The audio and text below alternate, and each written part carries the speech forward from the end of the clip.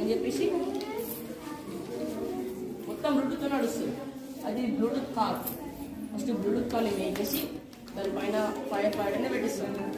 Fire fighter ఎప్పుడైతే run అవుతుందో దానికంటే ముందు బ్లూటూత్ కానీ ముందుకు మూవ్ చేస్తాం. దీన్ని మనం రూమ్స్లోకి, బిల్డింగ్స్ లోపలికి ఎక్కడికైనా తీసుకెళ్ళచ్చు.